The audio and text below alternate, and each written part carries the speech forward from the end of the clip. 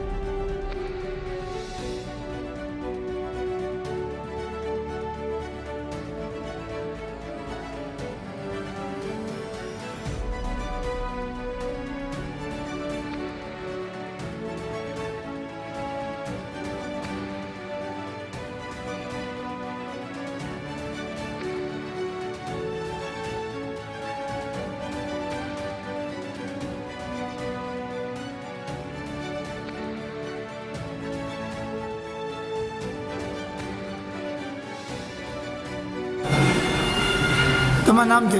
હાજાભાઈ રામભાઈ વાટિયા.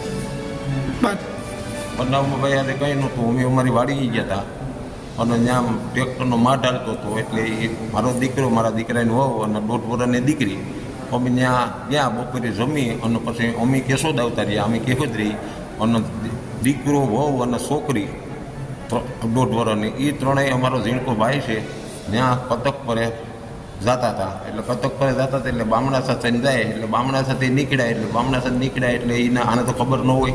એ વાહેથી bullet લઈને આવ્યા અને બામણાને હિમાડા ડારે બામણાને હિમમાં પીગ્યા.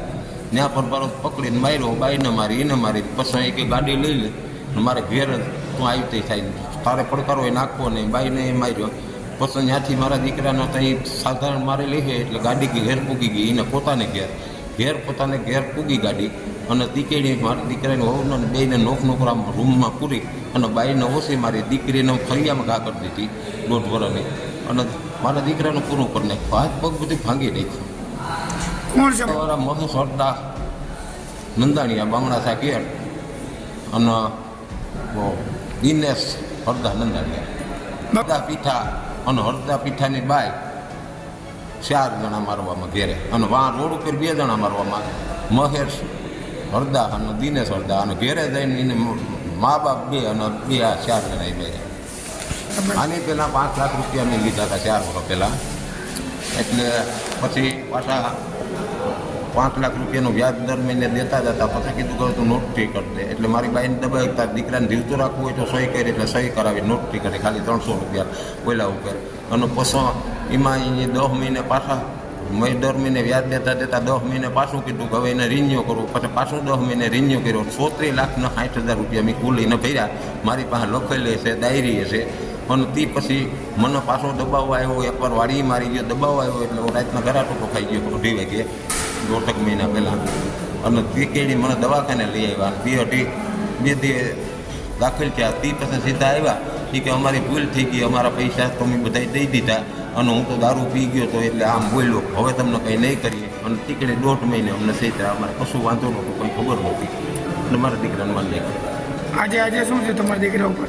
આજે મારા દીકરાના આખારથી બામણા સાથે આખા રોડ જાય ત્યાં એ 2 માણસ અને 1.5 વર્ષની દીકરી એ એક મોટરસાઇકલ જતા હતા મોર અને વાહે મારા ભાઈનો દીકરો 12 વર્ષનો ને એક 18 વર્ષનો એ બીજી ગાડી લઈને જતા હતા એટલે ત્યાં ઊભા રાખ્યા ને ઓલાને એક ઝાપટ મારીને એના ફોન જટી લીધા ને કે પકતી ના થતા ને તમારે જીવતું રોજ ભાગી જાવ એટલે એને તગડી મેળ્યા પછી એના ફોન એ નહોતો ફોન કરે મારા દીકરાનો ફોન અહીંયા ભાંગી નાખ્યો અને બાઈક નન બેને પછી ફોન નંબર એટલે અમારે તો કોન્ટેક્ટ ન થાય પછી ઓલા છોકરા કલાક અડધી કલાક એ મેળ આવ્યો પછી ફોનમાંથી ફોન કર્યો કે અમે આવતા રહ્યા નાનું બેને મારી એને લઈ ગયા એને ઘેરે હવે તમે જાઓ પછી ફોન બધા બંધ પછી અમારે કેમ ખબર પડે બાકી મારવાવાળા મહેશ હરદા દિનેશ હરદા અને હરદા પીઠા અને એની હરદા પીઠાની બાઈ પણ પૈસા તો દઈ દીધા છે તો આજે બનાવ બનવાનું કારણ શું કે હજી પાછા આપો કેટલામાં ગયા છે પાછા હજી કે 100 લાખ આપો